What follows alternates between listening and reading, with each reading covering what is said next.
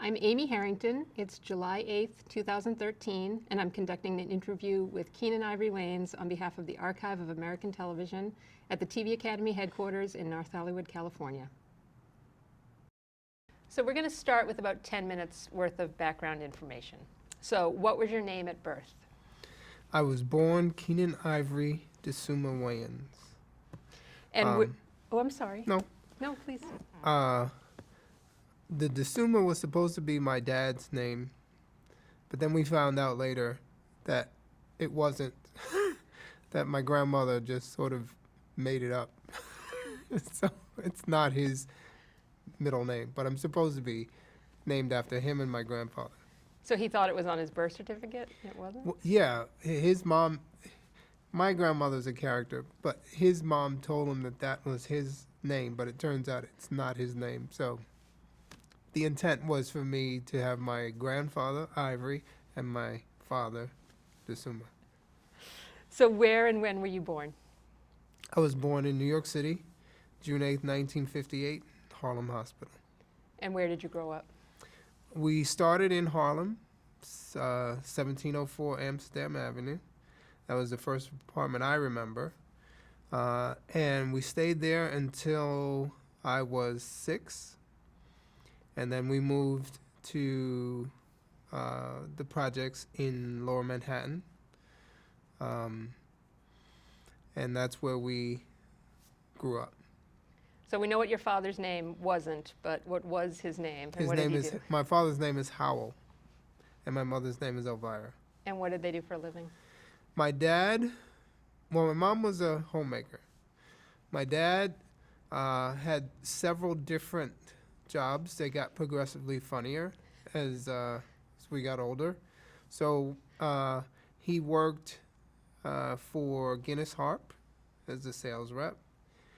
That was the highlight. That was the best job he ever had. He had a company car and expenses, and that was a great time. He also worked for Drake's Cakes, another great time because we got free cake.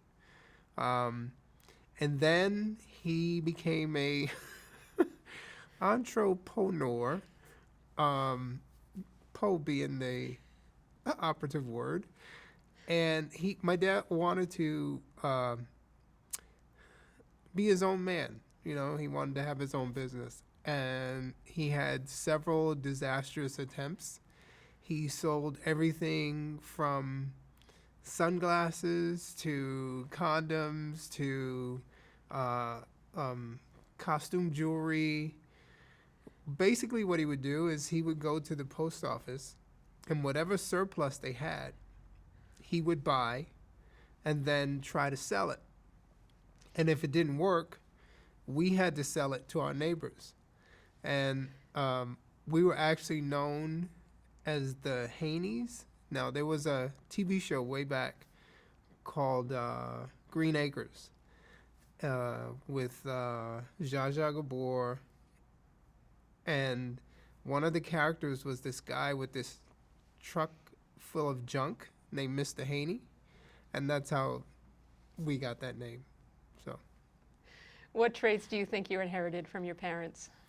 well, my mother instilled great confidence in us. She always told us we could do whatever we want to do, whatever we set our mind to, and that there was no limitations. And she really, like I said, was very positive in terms of what you could achieve. My dad was an example of determination.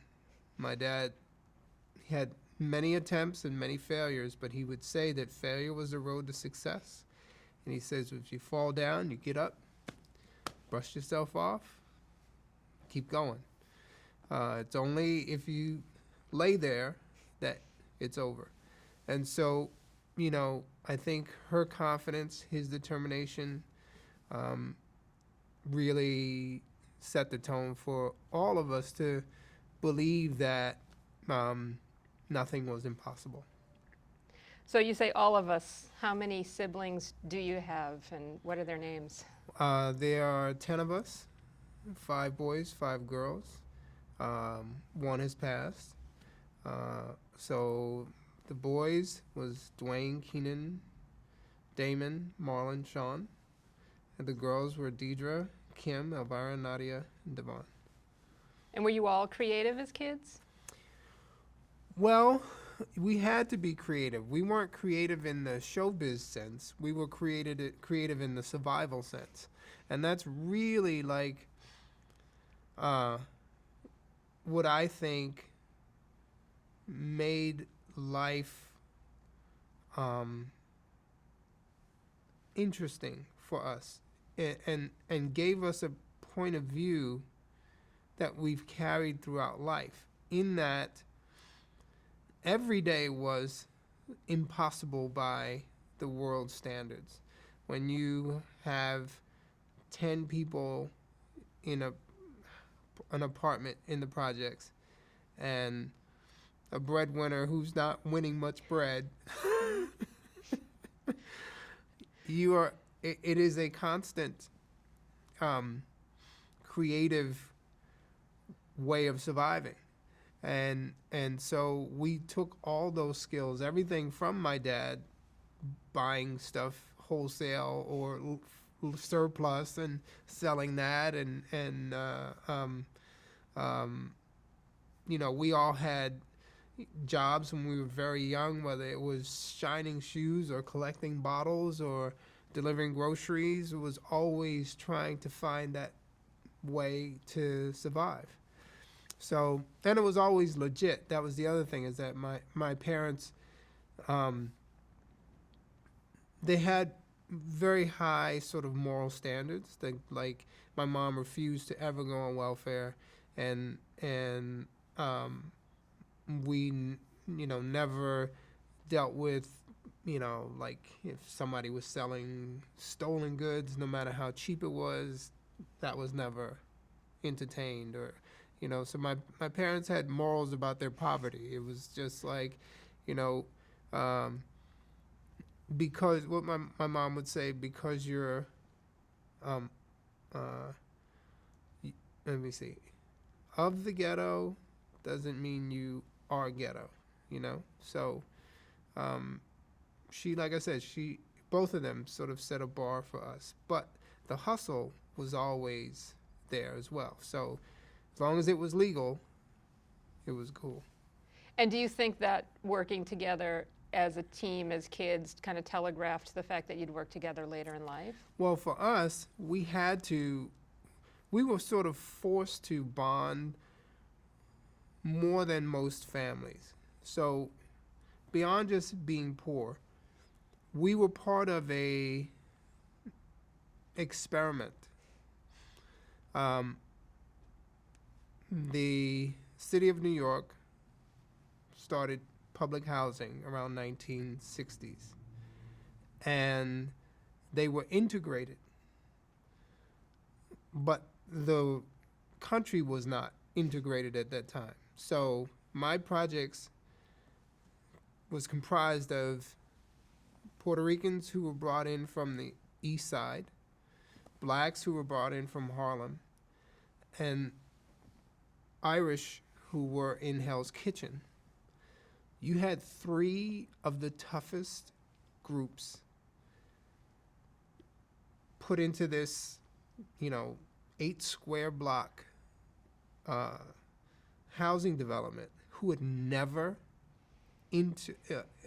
related to each other at all, ever. And everybody came with their prejudices, and everybody came with their issues and baggage and resentments, and it was hell.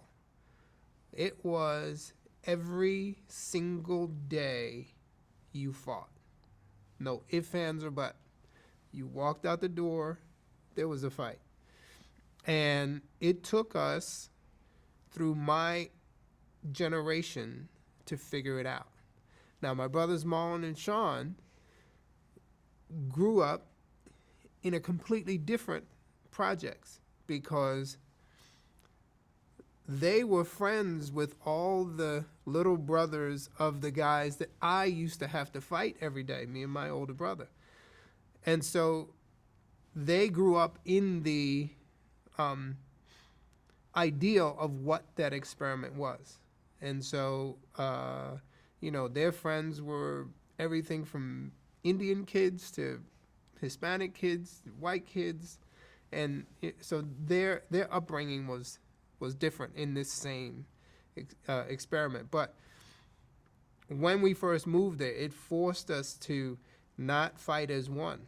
We fought as 10, and that was the thing. If one of us had a fight, 9 of us were there because you never knew, So it really, like I said, it bonded us more than any typical family would, just because we had to. So, given all that, was there humor in your house growing up? There was humor. Well, that was the one thing about our house, is that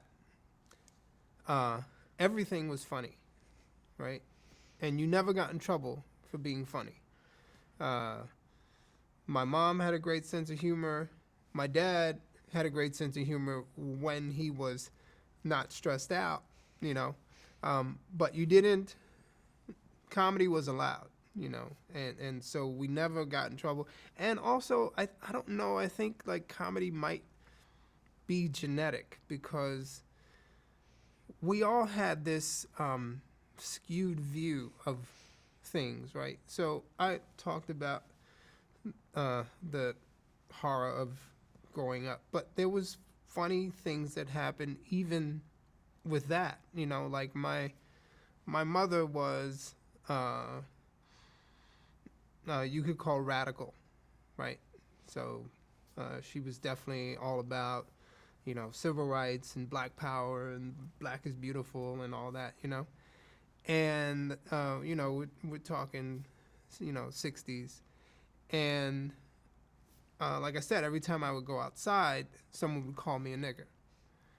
And so, I'd come back and I'd, be upset. And my mother tells me one day, she sees I'm upset. She asks what's wrong. And I tell her, some of the big boys outside called me this name.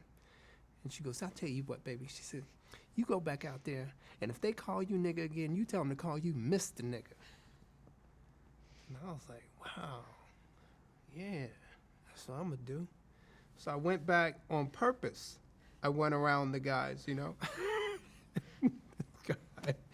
This guy calls me, he goes, oh, I thought I told you to get out of here, you little nigga.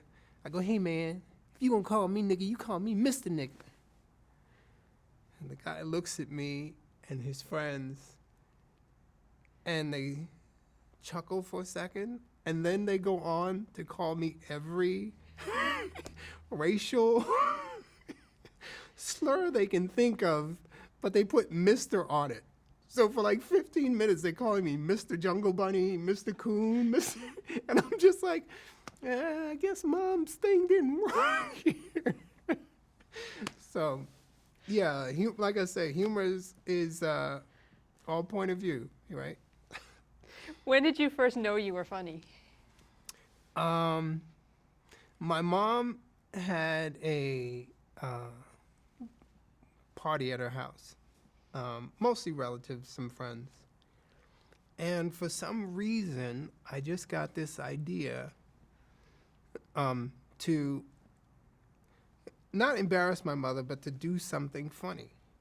And I went into my dad's closet, and I got some of his clothes, and I got a wine bottle, and I came staggering into the living room like I was this drunk man. And I did this whole little thing, and my mom and all her friends were laughing, like, what? They just took everybody off guard. And that was like my first laugh. And I was hooked after that. How old were you? Probably 6 or 7 years old. And what were your other interests growing up? I didn't really have any. What confirmed my love of comedy was shortly after my debut. I was sitting in the house, afraid to go outside, because a school bully was threatening me and had told me at 3 o'clock. So I dashed home at 2:30, and I was hiding out. And I was watching television, and the Dinah Shore show came on, and Richard Pryor was her guest. And he came out, and he started doing a routine about the school bully. And it was all the things I had just experienced. And I was laughing and just so amazed that this guy could take this horrible moment and make it funny. And I just was like, who is this man? Like, I want to be like this man. And from that moment, I followed his career. My aunt used to have his comedy records, and I would sit and listen to those. My mom, she knew how much I loved him, so if he was on Ed Sullivan or any other TV show, she would wake me up. She'd go, "Oh, they're little skinny boys on TV. You want, and I would go and I'd watch them, and so that was like my dream at that point. And there was nothing else that I was interested in. I would sit in the closet and dream about being a comedian. Like, that was it. And the other part of that was watching Johnny Carson every night to see the comedian on. I would sit on my grandfather's lap, and we'd watch The Tonight Show every night. And I was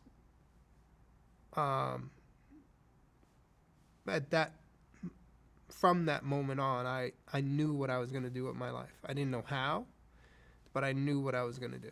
Did you start writing jokes or anything at that point? No, not at that point. I didn't start writing jokes until I was about 14. And then I became the entertainment for my smoked out friends. So I didn't do drugs, but all my friends did. So they would go get high, and they would come get me, and I would be the entertainment, and I would do basically my act. They were the best audience ever. So that's when I started like writing material and creating characters and that kind of stuff.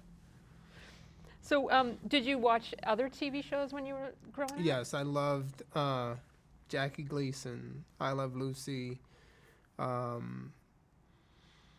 Let's see, The Munsters, of course, Batman and Robin, the typical boys shows. But in terms of comedies, Jackie Gleason, I Love Lucy, or to this day, and Carol Burnett. Those are as far as television, those are the three greatest shows on TV. And in terms of like setup and punchline, character, point of view, you cannot match that. I mean, there are moments on Jackie Gleason and I Love Lucy that it's been 60 years that are still as hysterically funny as they were then. And there's just not much comedy that can survive generations and decades, and they did it. So where did you go to high school? I went to high school at Seward Park High in Lower Manhattan. And did you act in school plays or anything? I didn't. It's funny. I was I always say people who knew me would say, I never thought this guy would be a comedian. But people who really knew me knew that that was the only thing I could have ever been. So in big groups, I was always very shy and very quiet. With my friends, I was the life of the party.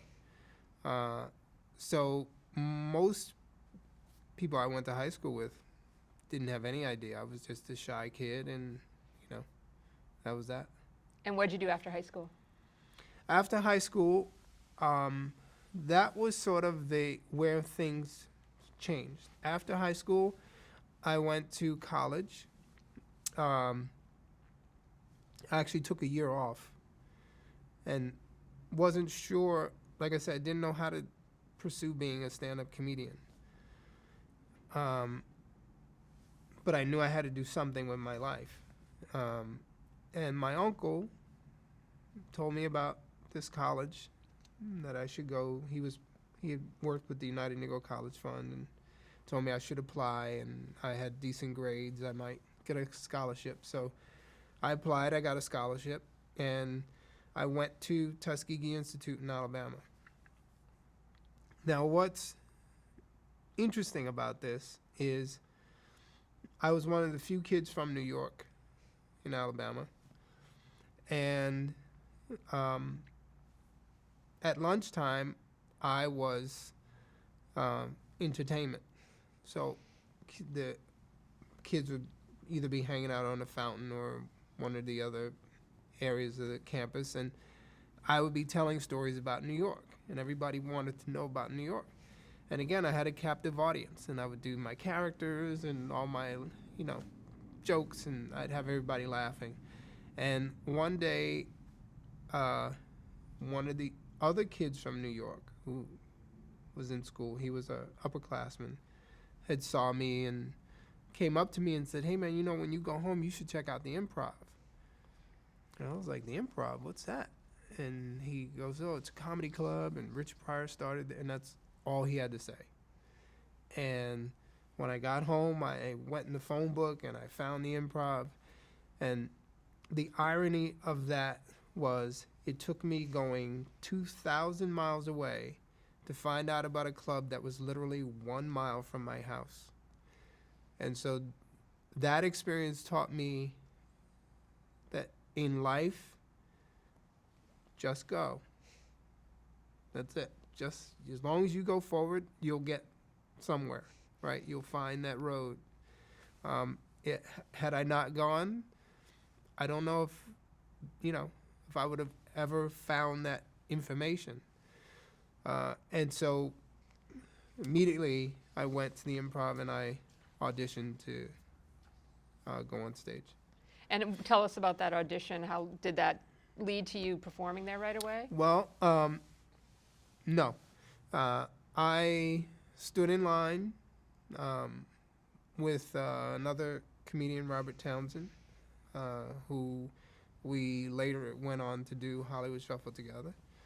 But we both were in line at the same time. And I managed to get picked to go on. I went on, and it was one of the most surreal moments ever, because it was an outer body experience. I was standing on stage, but at the same time I was able to see myself. And there was only about 5 people in the audience. And it was, scattered laughter. But I was looking at myself and I was going, "You're doing it."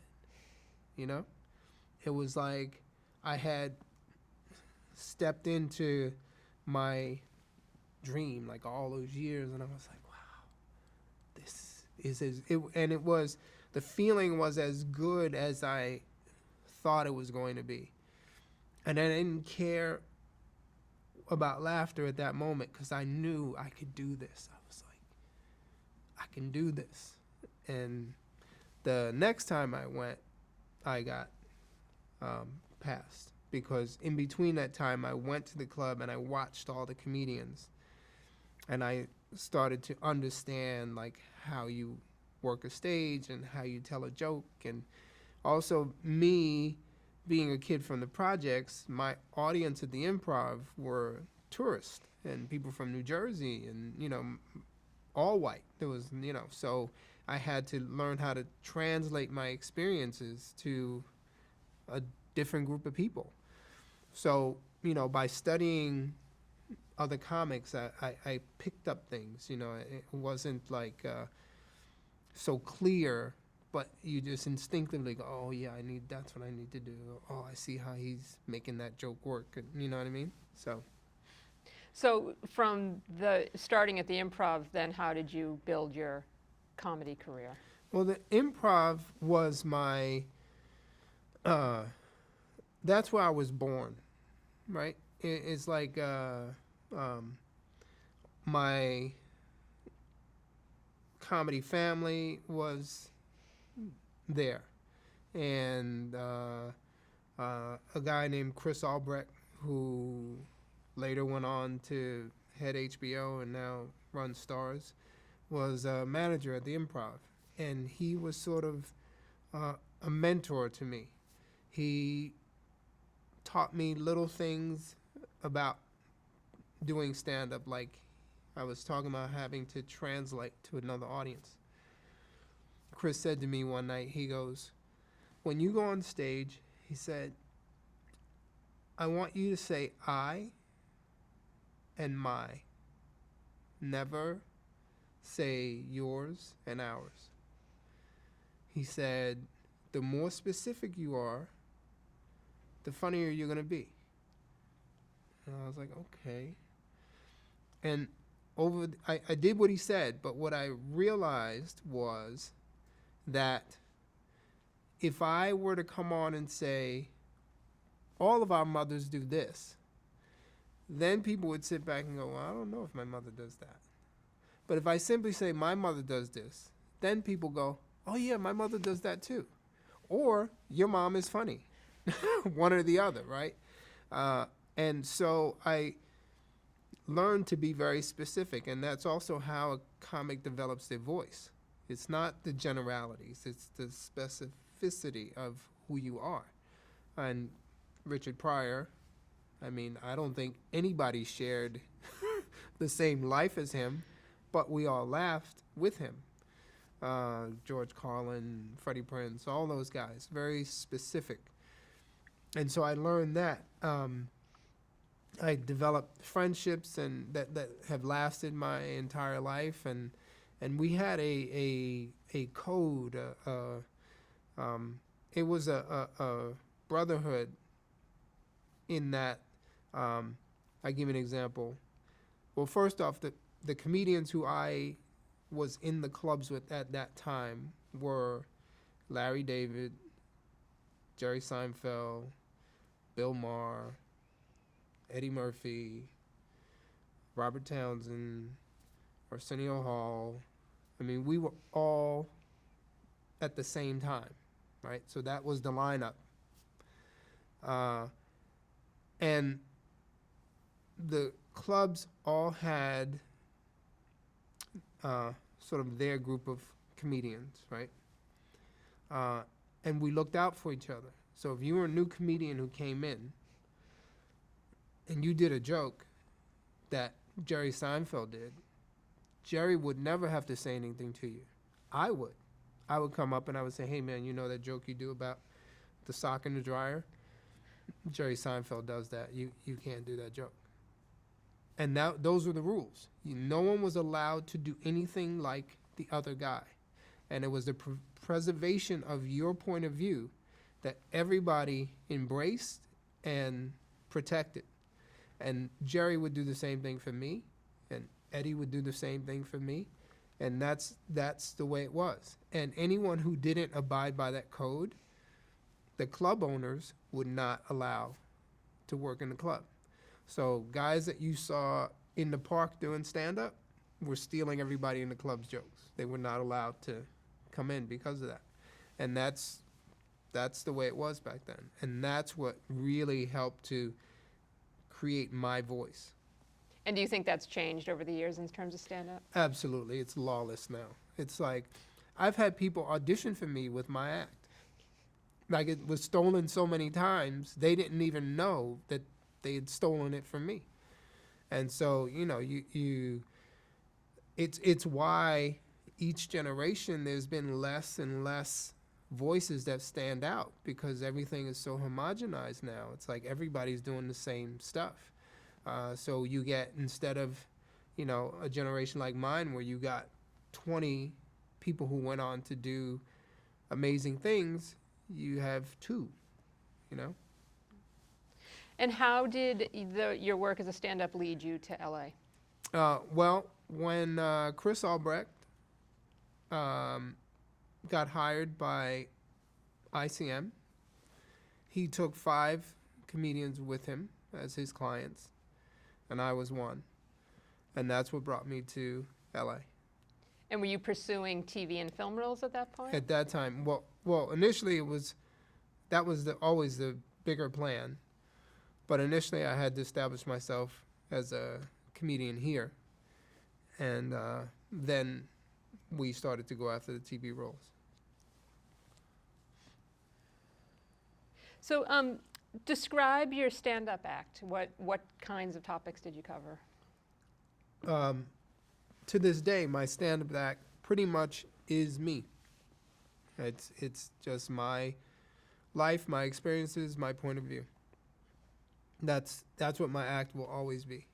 It's you know, as I continue to move through life, I have different experiences, and so then those experiences become part of it. So, you know, now I'm raising kids and have teenagers and have been divorced and, you know, all those things. So my parents are old. So, you know, it's like your life just keeps giving you jokes. That's for sure. So what was your first TV role? Okay, let me see. The first, make sure I get it right. My first TV role was, this was another dream come true. So I had the biggest crush on Irene Cara. I saw her in a movie called Sparkle, and I was about 16 years old, and I was in love. And I told my best friend, I'm going to marry that girl one day. I'm going to go to California, I'm going to find her, and I'm going to marry that girl. My first TV show was playing her boyfriend on a pilot. Yeah. What was the pilot? It was called Irene. Yeah, it was a show for her, actually, where she was the star. And I played her boyfriend. Based on our research, it doesn't seem like it worked out beyond that. No, it didn't work out beyond that. I was a young, naive boy, and she was a woman. In 1982, you were also on an episode of Cheers. Yes. Tell us about that. Again, I had the first line on the first episode of Cheers. And what was that line? Those drinks are over here, or something like that. Yeah. I think it was those are our drinks. Those are our drinks. Yeah. What was it like being on the set of that show before anybody had even seen it? Well, what was great, and what I remember, as the show went on to be this huge success, I remember Ted Danson and Shelley Long, how nervous they were, and how supportive of each other they were. They were rehearsing their lines off camera and really supporting each other in between takes. And, you know, it was like, you know, like I remember that, the newness of it, you know, for everybody. And that's a great memory. You also went on to a guest appearance on Chips. I did, yeah. Tell us about that. I don't really remember much about that other than getting arrested, I think. I was just proud that Eric Estrada was arresting me. That made it special. Of course. In 1983, you were on The Tonight Show starring Johnny Yes. Carson. So how did that come about? That was the greatest moment of my career. Because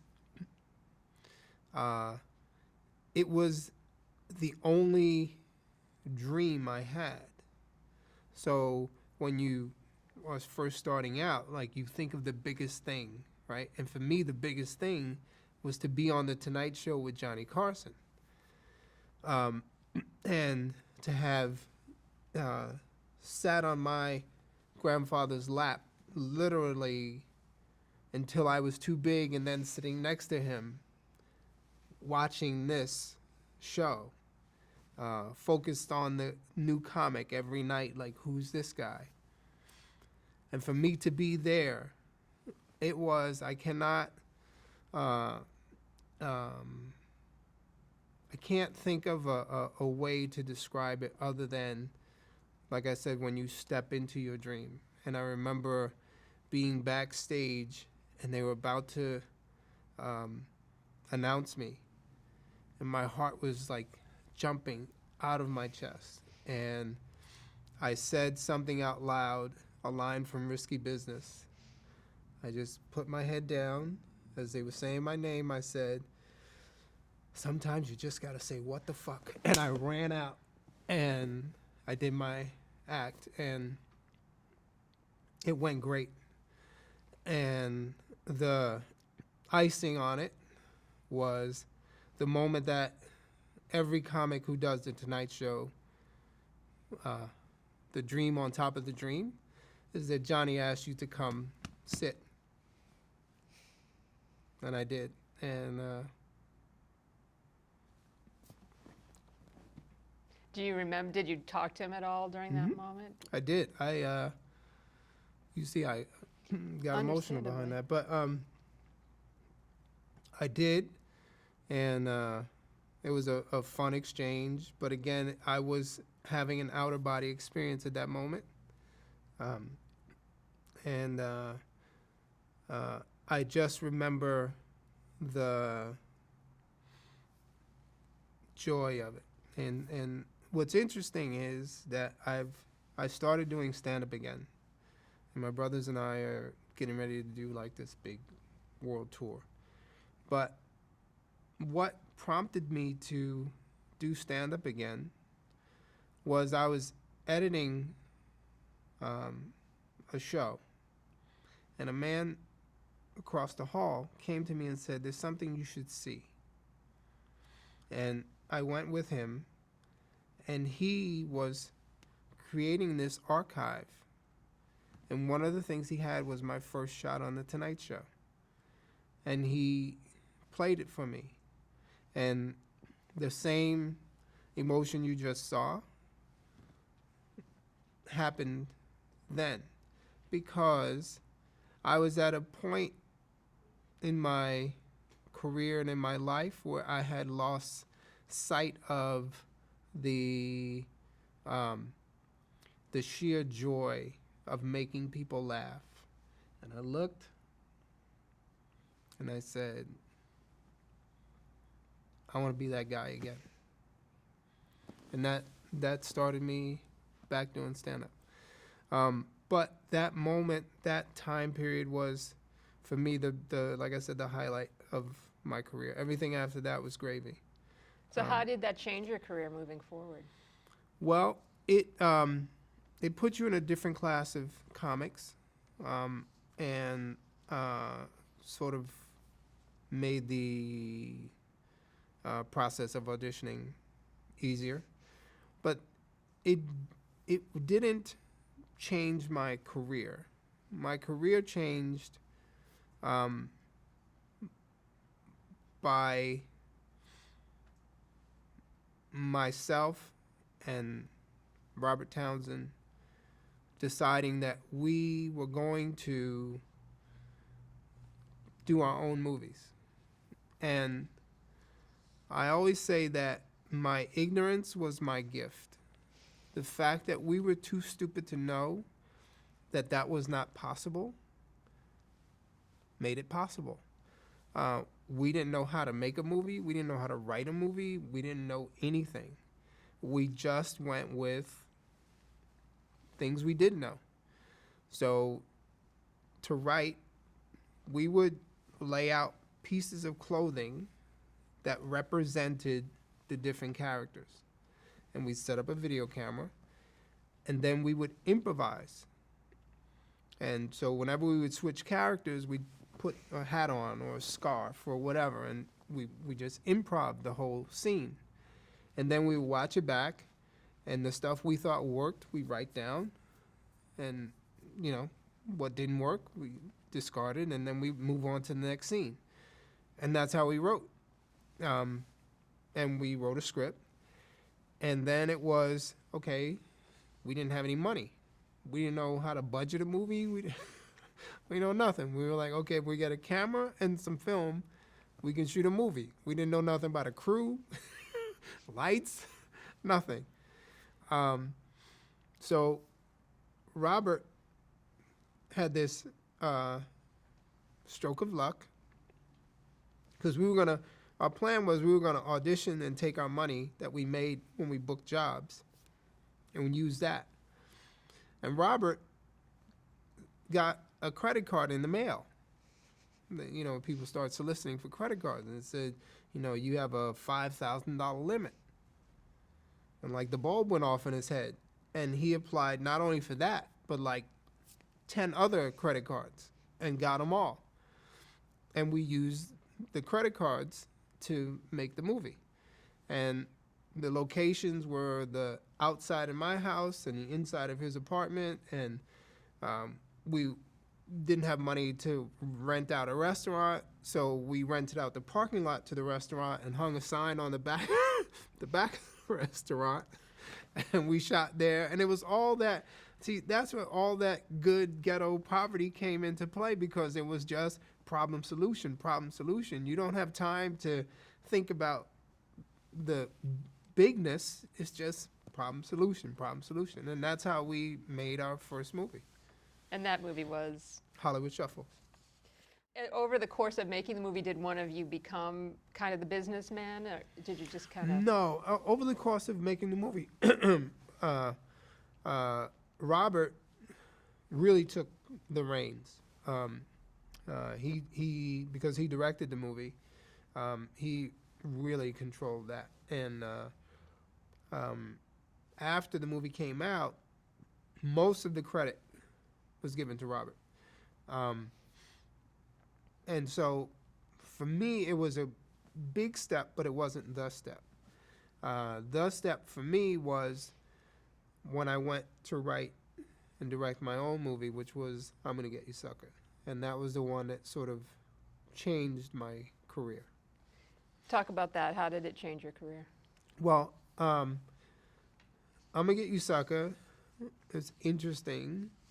The movie, what I didn't know was the movie was never supposed to see the light of day.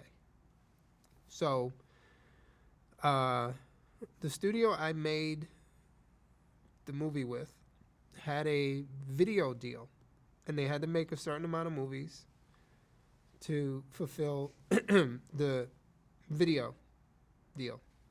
And I'm Gonna Get You Sucker was one of those movies. I didn't know this, but I made the film, and it came time to release the film, and I was so upset by the materials that I saw, because I just felt like, you know, it's almost like I felt like they were trying to sabotage the film. But I said to the head of distribution, I said, I don't know where I got the balls, but I said to him, I said, you can't kill this movie. I said, I don't care what you do. I said, here's what you don't understand. I said, there hasn't been a black film in 20 years. I said, imagine there are no white movies and somebody puts one out. You're going to go just because you haven't seen yourself in 20 years. Cut to, they released the movie in 5 markets, not New York or LA, like Baltimore and DC, Detroit. It was just enough to say it was a theatrical release. At Christmas, up against Arnold Schwarzenegger and Danny DeVito, twins. Okay? They spent $200,000 in publicity and sent me to these 5 cities to do some press. Well, box office numbers come in. Twins is number 1. I'm Gonna Get You Sucker was right there, number 2. And the people at the studio was like, okay, we're going to try one more thing. So they opened us in New York against January Man with Kevin Kline. That movie was in about 1,500 theaters. We were in 200 theaters. It made $1,000,009. We made $1,000,006. They were just like, okay, we got to put it out. So now they released the movie, and they give the Kevin Kline movie to the video, and they keep "I'm Gonna Get You Sucker." And so, for me, that was like such a huge victory, you know, and that's what led to In Living Color. Actually, was "I'm Gonna Get You Sucker." So before we go there, talk about the premise of I'm Gonna Get You Sucker. "I'm Gonna Get You Sucker." The idea, actually, the premise was Eddie Murphy. We were all hanging out, and he said, "Wouldn't it be funny to make a parody of black exploitation movies?" And he actually said, "I'm gonna get you, sucker." That was the thing. And then we all started riffing and, you know, throwing out ideas and blah, blah, blah. And then it just sat. And I called him up like a couple of years later, and I said, "Hey, man, were you ever going to do anything with that?" And he goes, "Nah." I go, "Well, can I do something with it?" He was like, "Yeah, go." So I sat down and I wrote the script, and the rest is history.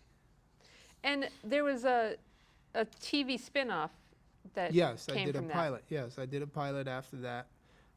Around the same time that I was doing In Living Color, I did a pilot for ABC called Hammer, Slam, and Slate, and it was with the older guys. Yeah. And was it a 60-minute? Yeah, it was a 1-hour pilot. So was it a drama or? Well, no, it was a comedy. The problem was that I didn't direct it. I couldn't direct it because I was doing In Living Color at the same time. So it didn't have my voice, and that's why I think it didn't get picked up. Ultimately, you know, you can't separate the creator from the material. Before we get into In Living Color, a couple of your other earlier TV and movie projects. You starred in a series called For Love and Honor. So how did that come about? Yeah, that was a dramatic series. I played Duke. I was a boxer. And again, you know, I have this weird career where I've been so like blessed because I work with people who go on to be like huge stars. So one little unknown pilot I did was called Highway Honeys. And my co-star was Kirstie Alley. And then on For Love and Honor, my co-star was Rachel Tickerton and David Caruso, who not only both have had great careers of actors, but they got married. They met and married on this pilot as well. And it's just like I said, I have just been really blessed to have known all these amazing people. What was the premise of that show? It was a military show. It was just about a army unit, and sort of the day-to-day of life in the military. It was a decent show, and we had some good storylines. And Yaphet Kotto was my mentor in the show, and it was fun. It was great. Describe the character you played of Duke. Duke was he wanted to be a boxer. That was his thing. So he was a cool guy. It was actually a fun part for a young guy. You know, he was like the jock and practical joker and all around good guy. So what were his strengths and what were his weaknesses? His strengths were his bravery and his loyalty, and his weakness was he couldn't read. So he was masking his illiteracy day to day. That was sort of his secret. And in what ways were you like him, and how were you different? I can read. But it was, I think as a young man, I was very much like him. And even now, I am loyal and, I won't say brave, but I try to be fearless, Why do you think the show didn't catch on? I think it may have been ahead of its time. I think during that time we weren't as pro-military as we are now. And so I think it was, people really didn't embrace that. And were you interested in pursuing more dramatic parts at that point? Well, at the time, I just I saw myself as an actor, so I was very excited to do something dramatic. And I didn't really think that I had to choose between one or the other. I could do both. In 1986, you were on an episode of Benson. Yeah. What's your memory of that? I remember Robert Guillaume being very like putting his arm on my shoulder and teaching me. I had one idea for the character that I was going to play. And he, in a very gentle way, spoke to me about the intelligence of the choices that I was making. And that I could be as funny without being ignorant. And I listened to what he said, and I changed the direction of what I did, and I was glad that I did. In 1987, you worked on Eddie Murphy's Raw. Right. So what was your participation in that film? I wrote and produced, and Robert directed. So in terms of writing, did you work with Eddie on his stand-up too, or the skits? Every comedian writes their own material. So what I was sort of the objective eye. So as he would work out the material, it would be given notes like, hey, try this, try that. If you do it this way, that way. So it was much more of that, not sort of here's your jokes. And then I wrote the opening sketch. Yeah. So talk about working with Eddie. Eddie has been my friend since he was 16, I was 18. We were doing stand-up in the clubs together. And I tried to get him in the Improv as his main club. But Silver Friedman was different than Bud or Chris Albrecht in that she wanted clean humor. And Eddie it wasn't that he was dirty, he was young. Like, he didn't know, he's 16, so boogers and farts and, doo-doo, and that's what a 16-year-old talks about. So, he goes on, one set he does is his booger set, and Silver is horrified, and she's just like, I don't allow toilet humor in my club.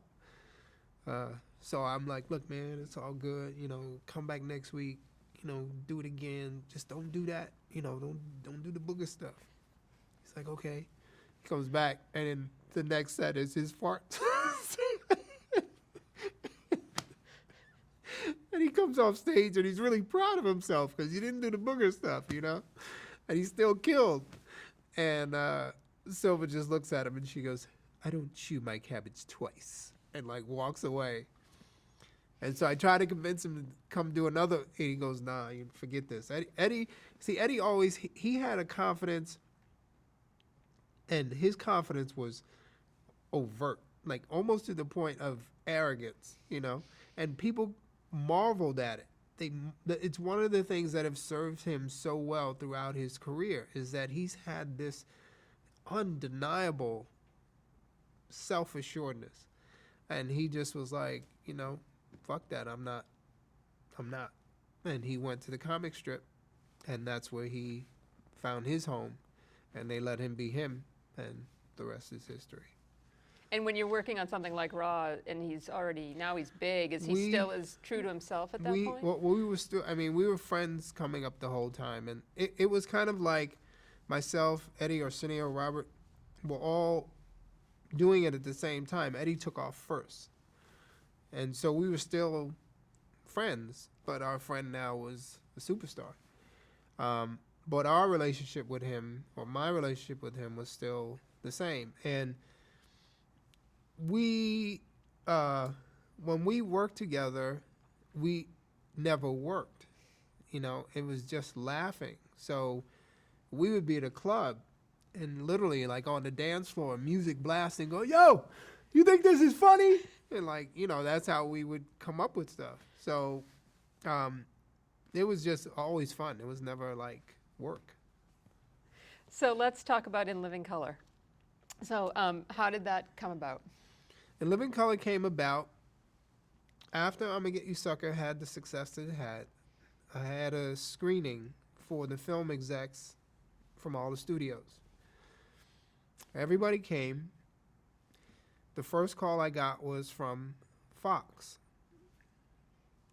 I go to the meeting, and it's not the film department, it's the TV department. They had come to see the movie. The film guys didn't even come. And so I was disappointed at first, and then they explained to me, look, we got this new network we're doing, blah, blah, blah, and they said we really want to push the edge, and, you know, we loved your movie, and, you know, we would love for you to create something for us, and you know, you can do whatever you want to do. I was like, really? And they're like, yeah, you have total freedom. So I left, and I thought about it. I was like, okay. I got some. And I went back. I pitched it to him. I pitched, let's see, the Men on Film, Wrath of Farrakhan, and the Homeboy Shopping Network. And they said, yeah, let's do a pilot. And we did the pilot.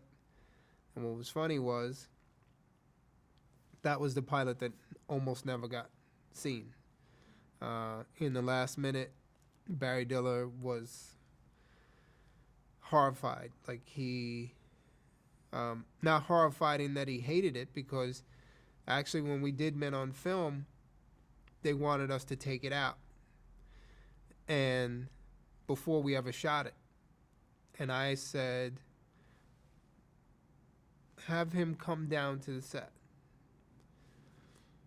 So Barry came down to the set. And I think one of the things he was worried about was, would gay people be offended? And that's why I invited him to come to the set.